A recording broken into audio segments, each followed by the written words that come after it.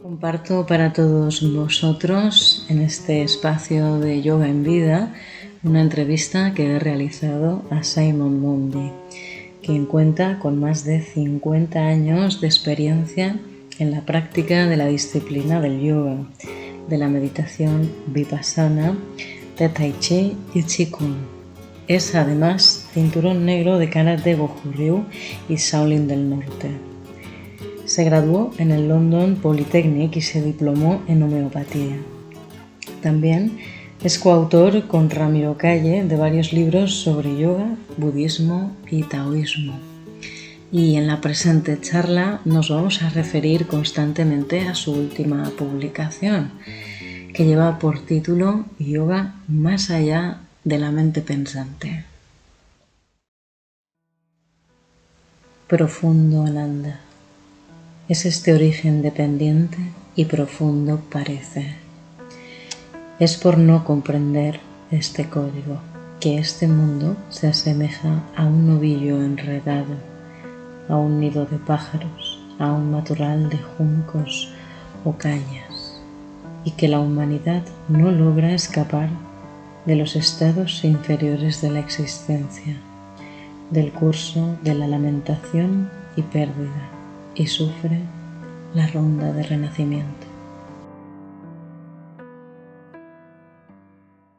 Bueno, Simon, pues vamos a comenzar esta entrevista que me parece muy interesante para nuestros espectadores realmente, que versa en realidad sobre tu última publicación, que es Yoga más allá de la mente pensante, que es este libro. Y es que para mí, tras la lectura de Yoga más allá de la mente pensante, he tenido esa sensación de haber sido partícipe de tu dilatada experiencia como practicante de disciplinas espirituales en general. Y me ha parecido que el libro es como una especie de mapa o una especie de guía. ¿Qué sentido le has dado al libro o con qué intención lo has escrito? Eso es una excelente pregunta, Silvia. Yo creo que el libro es un mapa, es una especie de manual que yo he compuesto de todo lo que he estudiado y practicado durante 50 años y más. Y como un mapa te sirve para navegar un territorio. Esto es lo bonito, porque habrá gente que incluso leyendo el libro verá cosas en el libro que yo mismo no he visto. Porque todo esto es un descubrir lo que es la vida. Y descubriendo lo que es la vida, estamos descubriendo lo que no estamos haciendo bien. La dilatada y larga experiencia no es necesariamente algo bueno, en el sentido de que me hubiera gustado saber lo que sé ahora 50 años atrás. Pero lo sabes ahora con toda una proyección muy interesante. No pude, he hecho lo que he podido. Y ya está. He hecho lo que he podido y menos mal que estoy donde estoy, porque yo lo tengo muy claro a última hora, ¿no? Bueno, pero yo creo que eso no quiere decir que no hay detalles que todavía y el proceso no está acabado, ¿no? Pero sí, espero que esto sirva de mapa a aquellas personas que buscan respuestas a los terribles problemas de la vida humana causados por nosotros mismos. Es la sensación que da cuando lees el libro y profundizas aunque sea un poco y te pones a buscar, es que funciona o puede llegar a funcionar como una especie de mapa. Sí. Si te vale y lo coges y lo puedes integrar y lo puedes probar. Sí. Pero realmente es teórico-práctico en muchos sentidos. Sí, yo espero que sea muy práctico, a la vez es teórico en el sentido de que un libro necesariamente echa mano del lenguaje, claro, y conceptos. Y como hemos dicho en una conversación hace un momento, el lenguaje del ser humano está estructurado de forma lineal. O sea, no podemos hablar de todo a la vez. Claro. Tenemos que empezar aquí y por pasitos llegar hasta ahí. Eso es. Pero desde aquí arriba todo el camino es una sola cosa y un solo momento, ¿no? Ese es el problema del lenguaje y el pensamiento, que nos hace pensar que la vida es secuencial, pero sucede todo a la vez. La vida es todo a la vez. Bueno, vamos con una segunda pregunta. Venga. Una de las primeras afirmaciones en este libro es que el ser humano vive en un constante estado de viyoga, precisamente lo opuesto al término yoga. Con el propósito un poco de esclarecer este significado, podríamos abordar primero qué significa exactamente este término para comprender realmente el viyoga. El viyoga. Sí, bueno, lo que acabas de decir, espero que no sea así, porque el yoga es el estado natural del ser humano. O sea, el estado natural del ser humano es estar en salud, en una salud perfecta, porque la madre naturaleza, con su gran sabiduría, va transmitiendo con el código genético de generación a generación unas instrucciones para crear esto que son bastante perfectas. Sí es cierto que se pueden transmitir taras de una generación a otra, pero dejando ese detalle aparte, el esfuerzo de la madre naturaleza es transmitir en cada generación un cuerpo-mente o mente-cuerpo perfecto para la tarea de vivir y expresarse y estar aquí. Y entonces ese estado de armonía es el estado natural, que todos los sistemas que antes hablábamos que conforman nuestro cuerpo, que son 10 o 12, sí, dependiendo cómo los cuentas, todos funcionan en armonía y a la perfección. Y el viyoga es cuando entra en desarmonía, cuando hay bloqueos a ese fluir de la energía, cuando hay trabas, cuando hay, que pueden ser a nivel mental, emocional o físico. O sea, partiendo de ese estado, ¿no? Si en algún momento de la historia el ser humano estuvo en ese estado de yoga, su estado natural, ¿por qué crees que pudo perderlo? Bueno, esa pregunta lo responde un amigo mío que está escribiendo un libro tremendamente interesante que está a punto de ser publicado en inglés. Y él describe desde su investigación el por qué pasamos de un estado de armonía a un estado de creciente desarmonía. Eso en Asia y en otras culturas del mundo se habla de los ciclos, de la misma manera que hay primavera, verano, otoño e invierno. Los antiguos indios hablaban de la edad de oro, la plata, bronce o cobre y el hierro. Y entonces yo creo que no vamos a entrar en eso ahora, lo menciono en el libro, pero, y digo además que hay dos teorías. Una es que salimos del fango amarillento verdoso de la sopa primordial paulatinamente a través de una evolución hasta llegar a donde estamos, y con las interrupciones de cometas y los dinosaurios que se fueron y tal, y que hemos llegado hasta donde estamos ahora, pero que ese concepto lineal cartesiano es siempre de progreso, aunque pueda ondular pero en una gráfica, pero es progreso. Y el concepto indio, e incluso chino, antiguo, y de otras culturas, es cíclico, o sea que hay épocas mejores y peores, para hablar claro, o sea, más armoniosos y menos armoniosos. Y en el caso de la Edad de Oro, pues Sería una época donde está el ser humano en perfecta armonía con la naturaleza. Y con su propia naturaleza. Con su propia naturaleza. Y luego en plata pues hay una pequeña degeneración, el cobre más degeneración, y ahora estamos en el invierno de ese ciclo, pero en invierno también hay flores. ¿No? Normal, ¿no? Y el invierno también hay cosas buenas, puedes ir a esquiar, puedes patinar sobre el hielo, ¿me entiendes? En la descripción india esto toma mucho tiempo, además el ciclo de oro es mucho más largo que la de plata, que es mucho más largo que la de cobre, y la más corta y la más intensa es la de hierro, el Kali Yuga que estamos viviendo. Para quien no nos esté siguiendo un poco, en esta conversación estamos hablando como de periodos en los cuales el ser humano o el individuo ha estado de una o de otra determinada manera en relación con su propia naturaleza y con el entorno. Pero esto es pura suposición, pero el ser humano en armonía total con la naturaleza no llevaría ropa, no tendría herramientas y no necesitaría el lenguaje. Donde el ser humano, con todo ese poderío,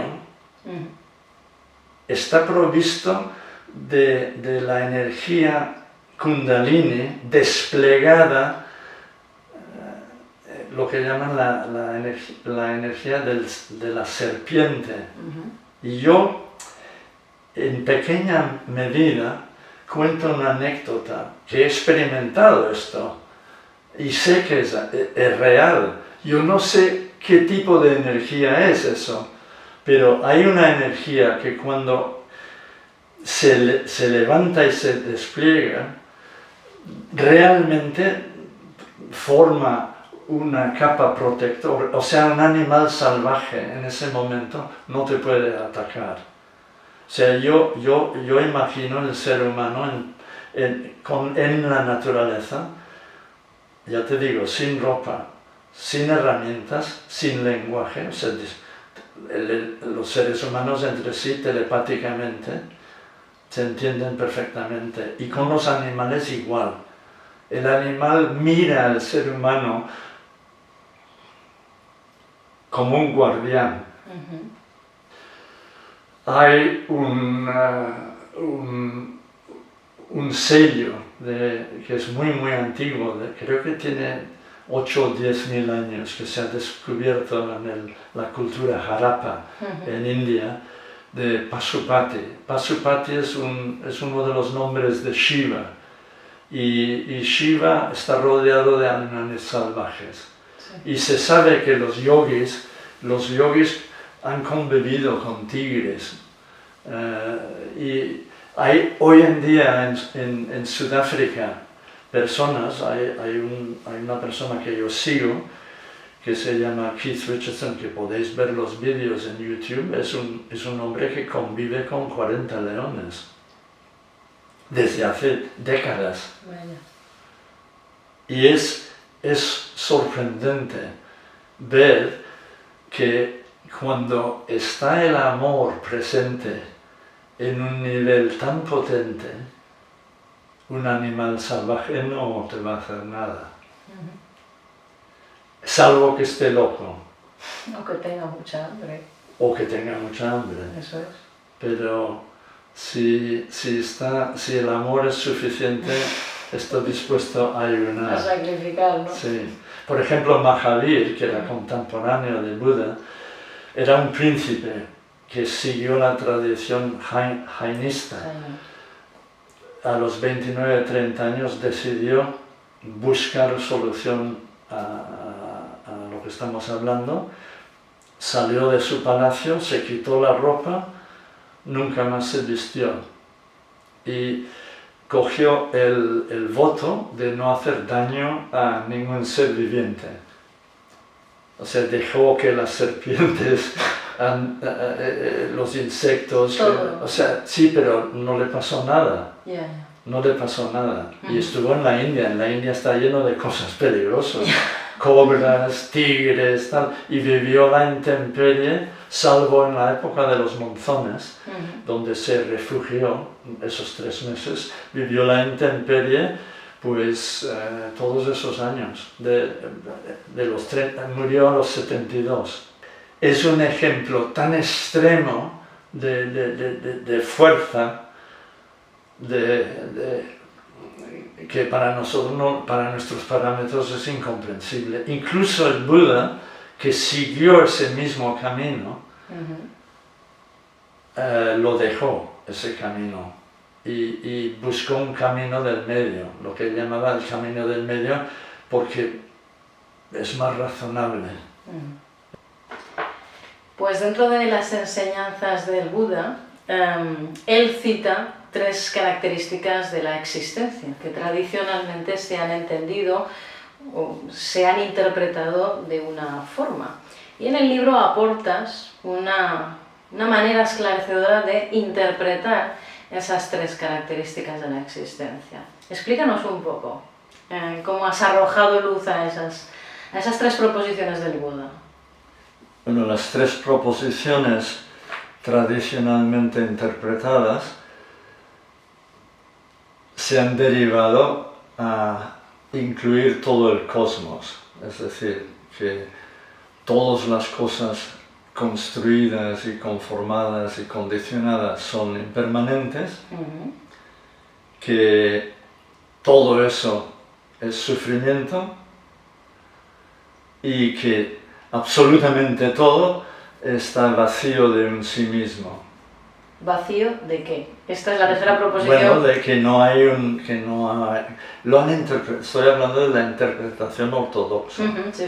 La interpretación ortodoxa es que no hay digamos que no hay tal cosa como un alma, que no hay un sí mismo, que no hay un yo. Que no hay un yo que perdura en el tiempo como una ente o una entidad. Eso es la explicación tradicional. Y como los Vedas y los hindúes piensan que sí que hay una ente que perdura, que llaman Atman, claro, ha habido esta discusión durante un par de milenios y más.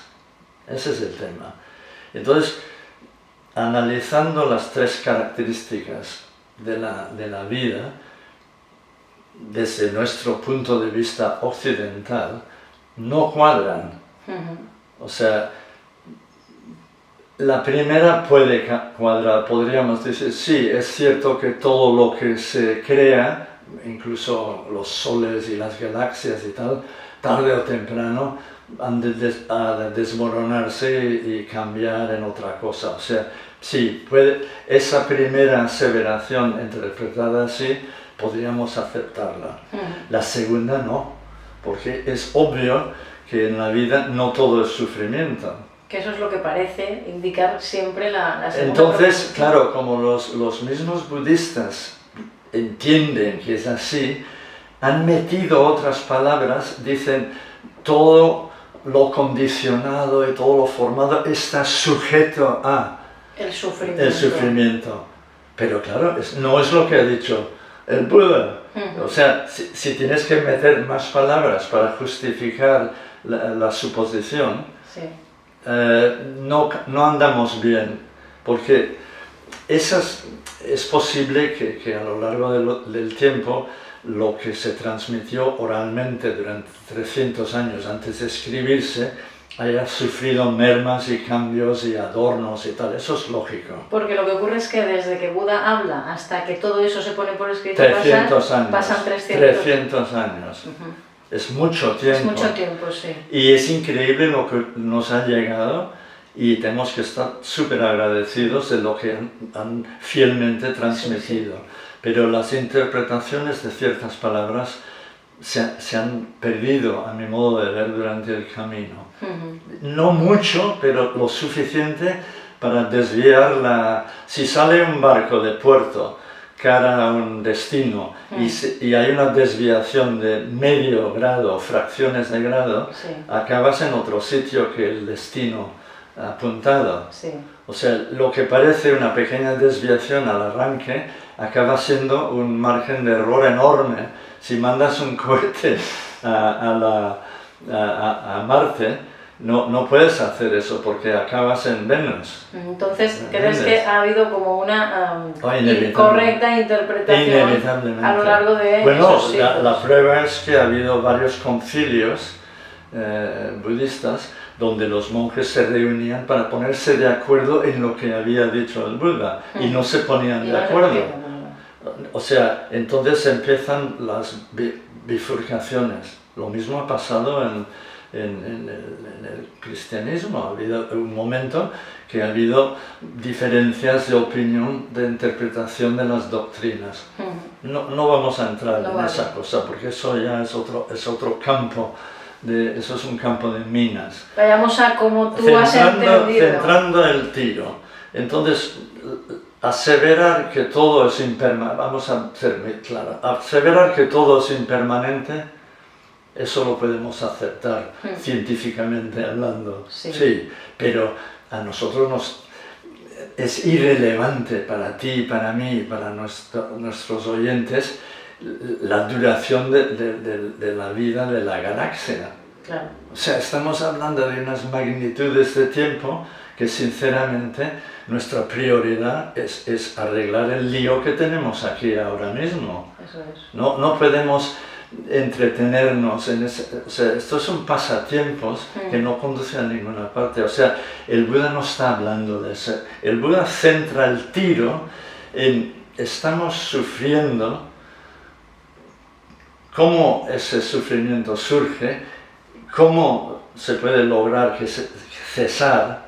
¿Y cuál es el camino? ¿Cómo hay que dirigir la mente y todo lo demás para conducir a disolver todo ese sufrimiento innecesario? O sea, el Buda solo habla de el origen y el fin del sufrimiento. Es decir, no está hablando de cosmología, está hablando de psicología, pero como yo lo llamo psique mecánica, porque la psicología apenas menciona el código.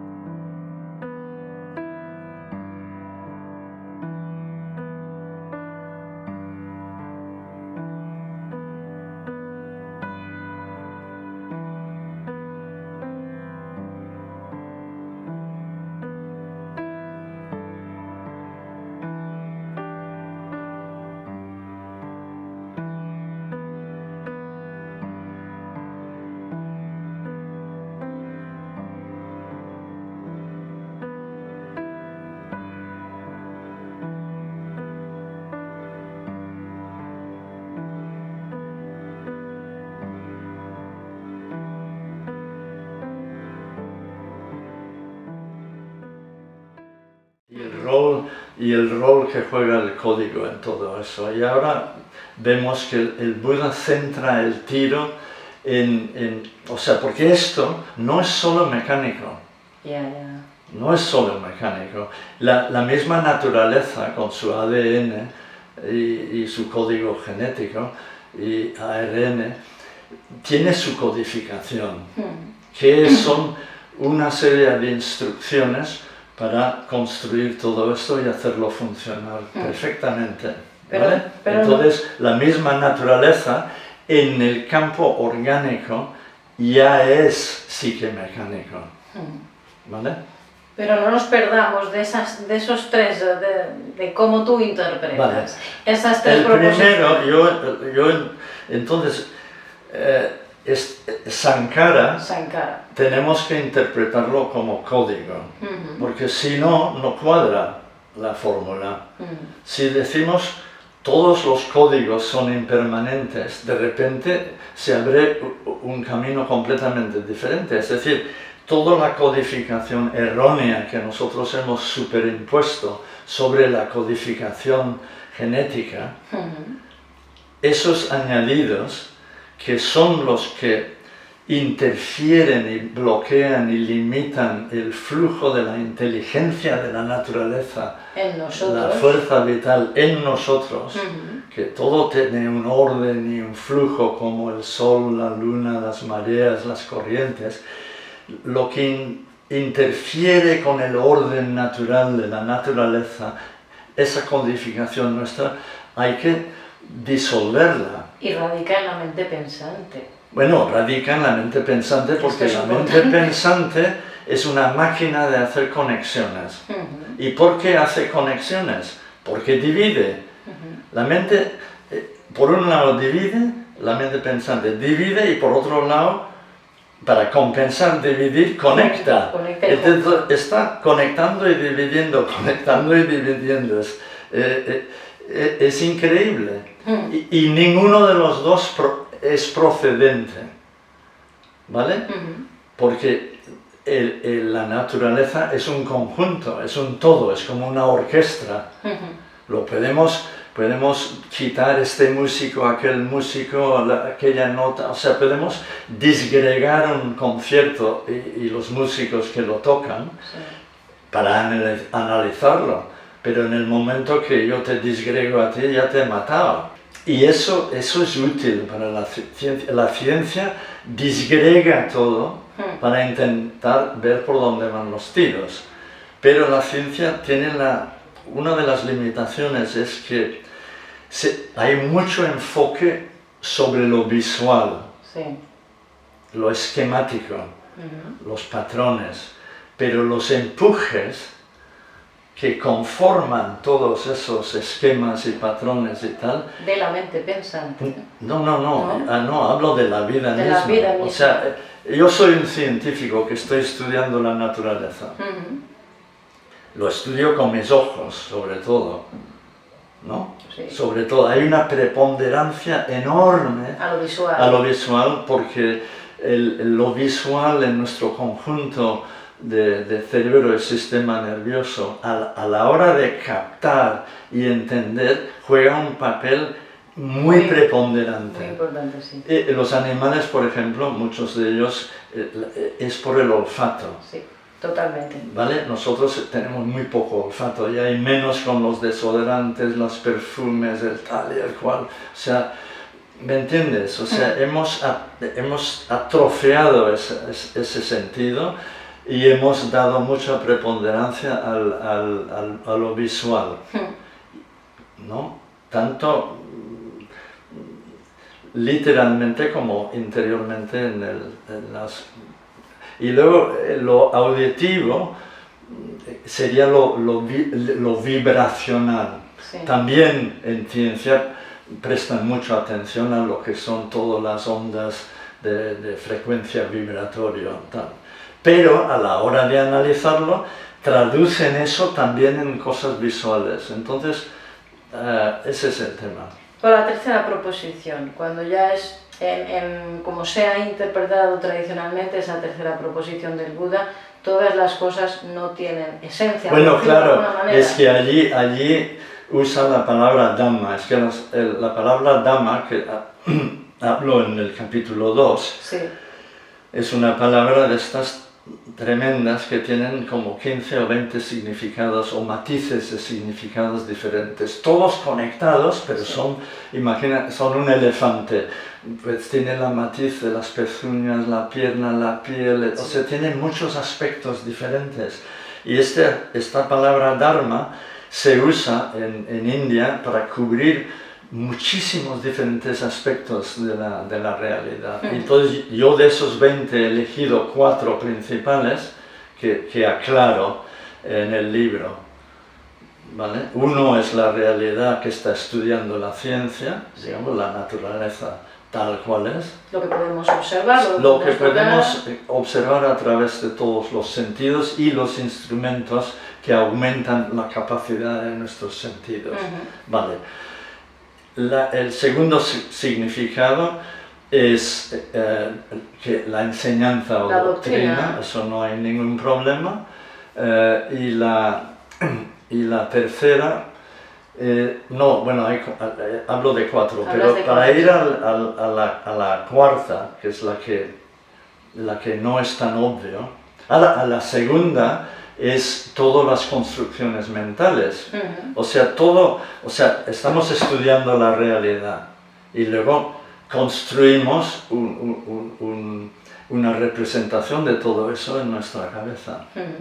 Pero explica un poco esa relación. Pero la palabra lo usan, es la misma. Explica un poco esa relación, porque nos hemos ido un poco de las 3 proposiciones del Buda y estoy intentando que expliques... Está conectado todo esto. Pero que expliques un poco la última en relación a Dharma.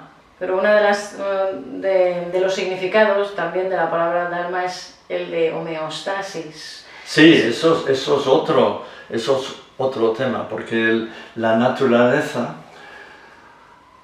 tiene su propia inteligencia. Y eso es un auténtico misterio, pero eso es cada vez más patente con los nuevos estudios científicos. Es cada vez más patente que la naturaleza tiene un orden de inteligencia increíble. Un orden natural de armonía y regulación que escapa a nuestros sentidos. Pero, por ejemplo, las leyes de Newton, la segunda ley de Newton, cada acción obtiene su reacción opuesta y contraria. Entonces, hay lo que llamamos en la naturaleza una tendencia a que todo se equilibre y se calme y se ordene. Pero el orden no es nuestra orden, es la orden de la naturaleza. El orden de la naturaleza no Sí, tiene... porque la naturaleza es muy grande y muy pequeña. Entonces, en la escala de lo diminuto hasta lo enorme, todas las permutaciones de conflicto y colisión son incalculables. O sea, ya es incalculable la fórmula matemática de un partido de fútbol. O sea, matemáticamente no se puede hacer una fórmula para controlar y predecir con exactitud qué va a pasar en un partido de fútbol, mucho menos en el cosmos entero. Claro. Pero la naturaleza está controlando todo con la acción-reacción, acción-reacción. Entonces, todas las perturbaciones desarmónicos se tienden a disolverse.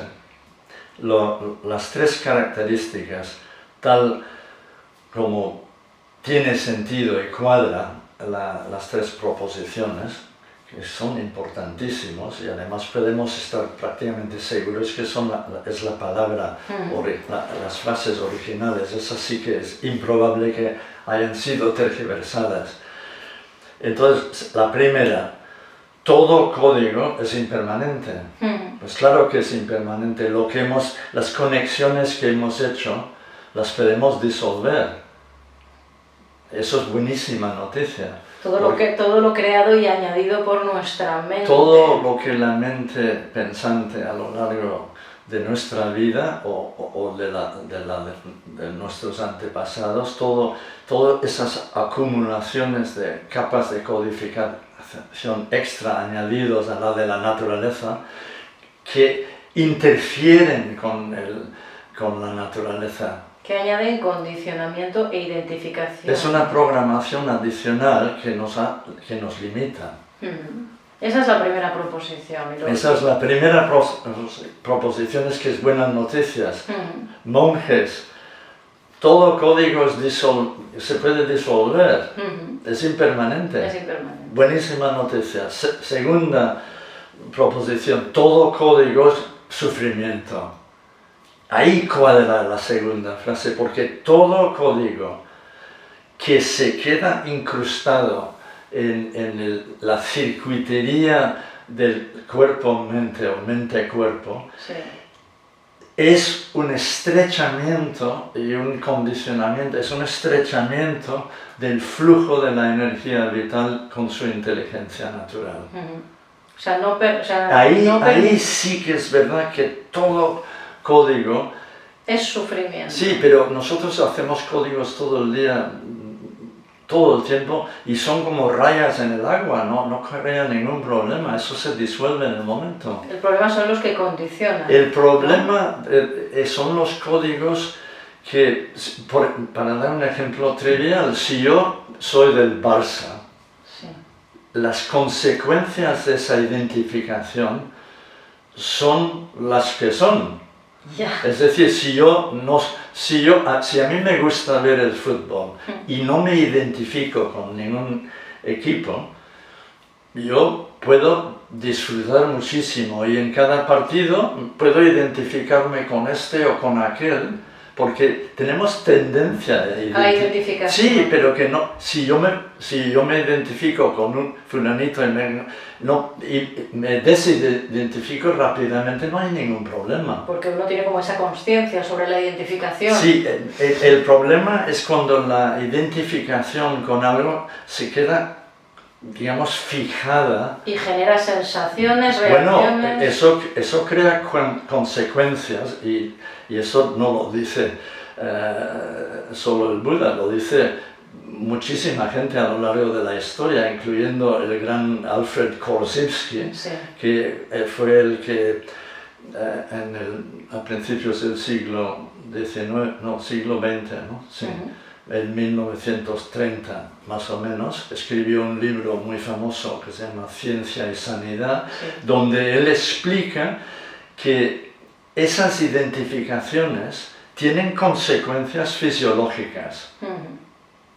Tienen consecuencias emocionales, energéticas, y además limita tu comprensión. Y tu comportamiento. Y tu comportamiento cambia. Claro. O sea, si yo me vuelvo un hincha del Real Madrid o del Barça o del Valencia y tal, o sea, si esa identificación crece y asume proporciones desmedidas, se convierte en un código. Se enraiza. Entonces, entonces cada vez que pierde un partido el Barça, yo me hundo. Sí, ¿no? Emocionalmente. Sí, yo me hundo emocionalmente. Hay gente que incluso ha sufrido un ataque cardíaco en los partidos. Por poner ejemplo, ¿no?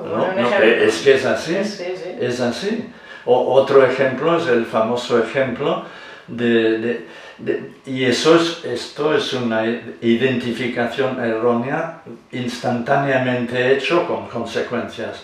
En la India hay serpientes muy peligrosas, hay los cobras. Sí, las cobras. Sí, la historia de una pareja que va a la casa en la selva y al lado de la puerta ve enrollado lo que creen que es un cobra venenoso. Sí. Cuando ven eso dispara, o sea, esa interpretación de un esquema visual errónea dispara todas las alertas internas, miedo, pone en marcha la química, la adrenalina, o sea, el cerebro, que es una máquina de producir sustancias químicas para compensar esto y aquello, pone en marcha toda una serie de operaciones fisiológicos, mentales y emocionales y energéticos. O sea, hay unas consecuencias brutales de malinterpretar lo que luego inspeccionando con una lámpara ven que es una simple cuerda o la manguera de regar el jardín. Y todo ese mundo se desmorona en toda esa ficción. Se desmorona. Entonces la falsa idea sobre algo que está basado en falsas conexiones y interpretaciones tiene consecuencias tremendas. Y esto es la segunda proposición. La segunda proposición es que cualquier conexión, cualquier código de estos que se incrustan, tanto aquí como aquí, sí, se pueden incrustar en cualquier parte y en cualquier código que se incrusta, nos condiciona y por lo tanto es sufrimiento. Ese código es sufrimiento. Y entonces es garantizado. Con eso sí que podemos conectar con la tercera proposición. La tercera proposición explica las anteriores. La tercera dice: toda construcción mental no es la cosa real. Que en origen, o como se había interpretado, claro, se daba otro sentido. O sea, en la tradición normal Sí. lo interpreta las dos primeras, hablando de cosmología, y la tercera, Sí. como han hablado de dos cosas cosmológicas, pues siguen que absolutamente todo en el cosmos es vacío está vacío de personalidad o sí mismo. Cuando los tiros no van por ahí, o sea, es irrelevante si tú tienes, o sea, para ti es irrelevante esa conversación de si tienes una entidad dentro de ti que es eterno y permanente o no. Pero en tu proposición lo que dices en realidad... No, que toda construcción mental no es la realidad. Sí, entiendo. Es completamente coherente las tres suposiciones. Si dices eso, y además cuadra con la última instrucción del Buda antes de morir, es Vaya Dhamma Sankara, ¿no? Todos los sankaras se pueden disolver, son pasajeros, y la segunda dice, Vaya Dhamma Sankara apamadena sampadeza, continuar trabajando con empeño. Este fue su último mensaje. Su último mensaje es mira, todo lo que os está obstaculizando y trabando e impidiendo desatascar todo esto, es disoluble. Disolvedlo con empeño. Todos tus condicionamientos y identificaciones. Programación. Y todo ese engramaje interior se puede disolver para encontrarte de alguna manera. Todo lo que nos ciega y nos obstaculiza se puede disolver. Está clarísimo. Ese es su mensaje final. Esto está clarísimo. Y su brazo derecho, que se llamaba Sariputta, su última instrucción es continuar trabajando con empeño. Ese es mi consejo. Trabajar disolviendo, porque si no se pueden disolver no podemos hacer nada, seríamos esclavos de la programación. Esclavos del pensamiento que no controlas. De la programación que ha engendrado el pensamiento. Sí. Que recordemos, tiene doble función, divide y junta. Es improcedente la división, es improcedente la unión. ¿No? Sí. Mi padrino decía que somos mercaderes de conexiones, ¿no? Y cazadores de diferencias. Pero conexiones erróneas, entendiéndolo en este sentido. Pero es que llevado al extremo, todas las conexiones son erróneas. Porque es tenis mental. Porque en la naturaleza hay lo que hay. Pero cuando nosotros explicamos algo, ¿qué estamos haciendo? Abstraer. No, peor todavía. Yo estoy explicando esto, cuando lo he explicado, lo pongo fuera de mi vista. Yo ya no tengo no lo veo. Ya no tengo que verlo más, ya lo he explicado. Explicar, conclusión es lo mismo. La palabra viene del latín, ¿no? De ocultar, cludere, creo que es el verbo. Concluir quiere decir lo mismo. He terminado con eso, ya no lo tengo que mirar más. A mí me parece realmente interesante, para quien haya leído un poco sobre Buda, sobre budismo, pues echarle un vistazo a cómo interpretas el prisma que arrojas sobre estas tres proposiciones. Sí. Me parece realmente interesante de ver. Se dice que el Buda, cuando entendió todo esto, porque él había practicado los yogas y los 8 niveles de concentración, que desarrollan una concentración y una visión mental tremenda. Y un estado. Sí, y un estado de calma total. Pero cuando salía de esas meditaciones y de esos estados de arrobamiento, seguían surgiendo los mismos problemas de siempre. Exacto. Con lo cual, por muy beneficiosos que sean los estados de concentración y arrobamiento, no llegan al final del camino, no te liberan definitivamente. Se necesita algo más. Y cuando Patanjali escribe sus Yoga Sutras, él habla de todo estos estados de arrobamiento y concentración y que empieza con asana, pranayama y todo lo demás, pero luego dice que hay un paso intrazable hasta llegar a la liberación definitiva. Sí, lo que tradicionalmente se ha venido a llamar La liberación definitiva de la ignorancia. Del sufrimiento. ¿Y de la ignorancia de qué? Es que las preposiciones son muy importantes, porque las preposiciones son las cuerdas que atan los globos de la abstracción al suelo, al pan, pan, el vino, vino, ¿no? Y además podríamos seguir, o sea, ¿no? Liberación de la ignorancia ¿de qué? Pues precisamente del código. Ahora vamos al grano. Cuando el Buda entendió lo que entendió, dudó en enseñarlo. Dijo, no me va a entender nadie. Es que es realmente abstracto. No me va a entender nadie, porque es tan sutil y tan enrevesado y tan difícil de captar en lo que hace y cómo lo hace y lo que es, que no me merece la pena enseñar. Él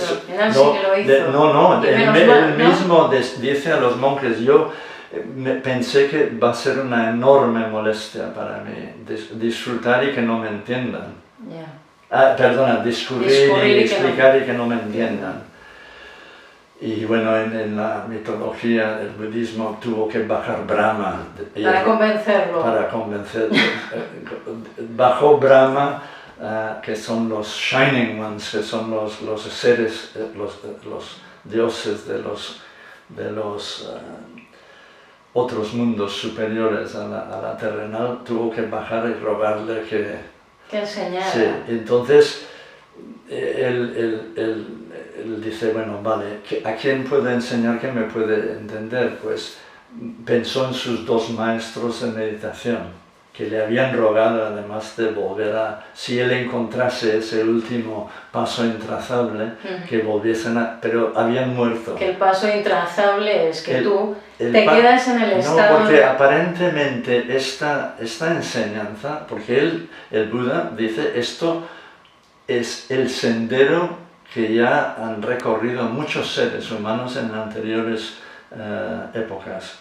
Y Mahavir dijo lo mismo. O sea que sus enseñanzas no eran suyas, sino que eran enseñanzas que se perdieron y ellos lo rescatan y lo vuelven y también se vuelve a perder. Entonces se pierde constantemente porque es muy sutil y muy difícil, y si no, es muy difícil. Entonces el Buda, sus dos maestros habían muerto. Pensó, ¿a quién puedo hablar de esto? Entonces pensó en sus 5 compañeros que le habían acompañado 7 años durante todas las tesis y la meditación en la selva, y fue en búsqueda de ellos. Entonces se los encontró y dio el primer discurso. Se dice que no eran los 4 verdades nobles sobre el sufrimiento, cómo surge, cómo cesa y el camino. O sea lo del óctuple, el sendero noble. No apuntó a esta parte. No su primer discurso, eso vino luego. Vino luego para explicar a gente que necesitaban una explicación menos avanzado, por decirlo. Entonces, pero se ve que explicó su fórmula de origen dependiente a estos 5 compañeros, que es que la ignorancia condiciona el código, ¿no? Lo acabamos de explicar. El código condiciona la inteligencia de la fuerza vital. ¿Y la inteligencia de la fuerza vital? La inteligencia de la fuerza vital condiciona cuerpo-mente, mente-cuerpo. Mente-cuerpo condiciona los 6 campos sensoriales de percepción, de percepción y de conectar, de conectar, sí. Y que eso condiciona las impresiones sensoriales. Es decir, si yo interpreto que la manguera en el jardín es una serpiente venenosa, eso condiciona el impacto que recibe mi cuerpo. Entonces, las impresiones sensoriales condicionan el impacto. Ese impacto se interpreta. El impacto sobre uno. Bueno, todo lo que nosotros vamos percibiendo a través de los sentidos, tanto que viene de fuera como viene de dentro, luego se interpreta en algo que me gusta, no me gusta o me es indiferente, ¿no? Sí. Y lo que nos gusta, nos identificamos con ello. Entonces surge la identificación a lo que nos gusta. Nosotros no nos identificamos con lo que nos disgusta. Sí, de hecho sí, es una identificación inversa. Sí. Mientras tanto vamos ignorando lo que ni fu ni fa, lo que nos trae sin cuidado. Pero nos da un poco igual, vaya. Nos da igual, sí, pero ese campo es la que más tenemos que prestar atención en el yoga, lo que es el campo del neutro. Sí. El campo de lo que nos es indiferente. Que es lo que en el libro citas como Tao Dim. Efectivamente, porque es lo neutro, es lo que es normal, es lo que no crea problemas. Lo que es armónico. No crea problemas. Lo que es armónico. Es armónico, no crea problemas. Nosotros no queremos una temperatura de nuestro cuerpo que sube y baja todo el tiempo. ¿Es así o no? Sí. Queremos 37 grados, más o menos unas fracciones, constante, si no tenemos fiebre o resfriado, ¿no? ¿Cómo continuamos con este origen dependiente? No, cerrándolo, la identificación crea compulsión, crea comportamientos compulsivos. O patrón de comportamiento. Sí, bueno, el ser humano, por ejemplo, está siempre hablando de la paz y la armonía y tal, y siempre haciendo guerras y conflictos. Aquí hay algo que no cuadra. A los hechos nos remitimos. A los hechos, sí, por sus actos les conoceréis. De Jesús. Pues sí, Señor, porque si alguien hilaba fino era pues Jesús. Sí, la verdad es que sí. ¿No? Y luego, claro, ha habido muchas interpretaciones dudosas de cosas maravillosas que dijo. Por ejemplo, una muy importante que cuadra totalmente con la enseñanza de Buda es lo de las dos caras. Si nosotros interpretamos que gira la mejilla cuando te han pegado una, eso es absurdo. Eso es absurdo, eso no cuadra como no cuadra lo de que todo es sufrimiento. ¿Cómo vamos a poner la otra mejilla para recibir el segundo tortazo? Eso no cuadra. En esa época de Cristo había monedas de dos caras. Está diciendo cuando hay que girar el chip, cambia de chip. ¿No? Nosotros ahora es como cambiar el prisma. Es decir, nosotros tenemos unos hábitos de reacción que nos perturban a nosotros mismos, porque confundimos la causa externa con la reacción nuestra interna. Confundimos, entonces, todo lo que es negativo, que nosotros percibimos como negativo, es una oportunidad para entender algo que no entendemos en nosotros mismos. Hay algo, todo de este material que hemos ido explicando, concluyendo, y estamos creando nuestro propio inconsciente, da igual la palabra que usas, estamos en nuestra casa, tenemos muchas habitaciones llenas de trastos, ahí en la oscuridad, que ya no sabemos lo que está pululando por ahí, ¿no? ¿Cómo se dice en castellano, no?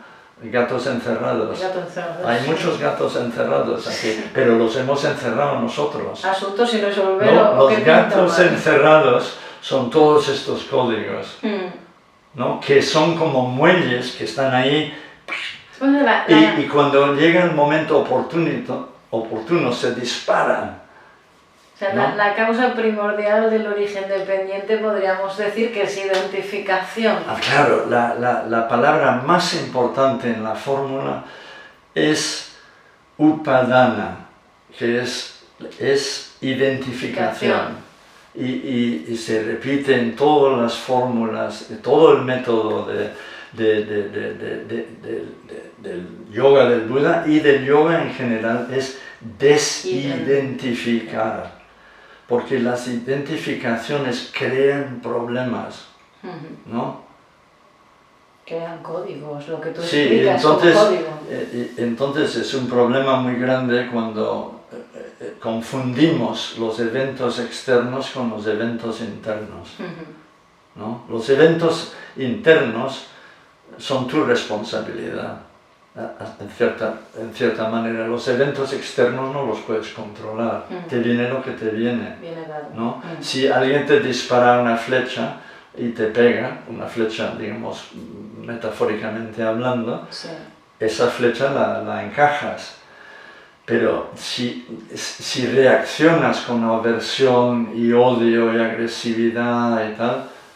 Lo que llamaríamos la reactividad sobre un hecho.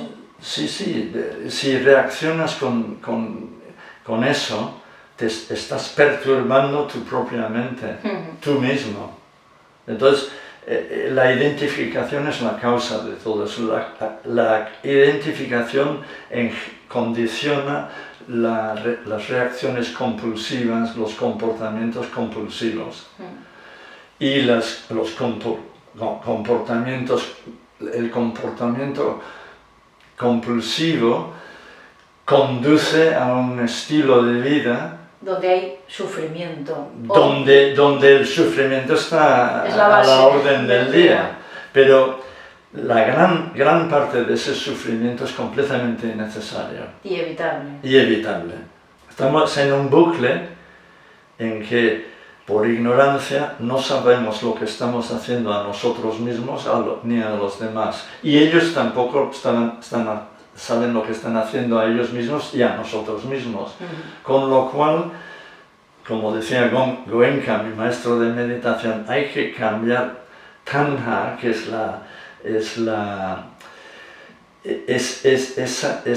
esa división triple entre me gusta, no me gusta y lo ignoro, ¿no? Sí.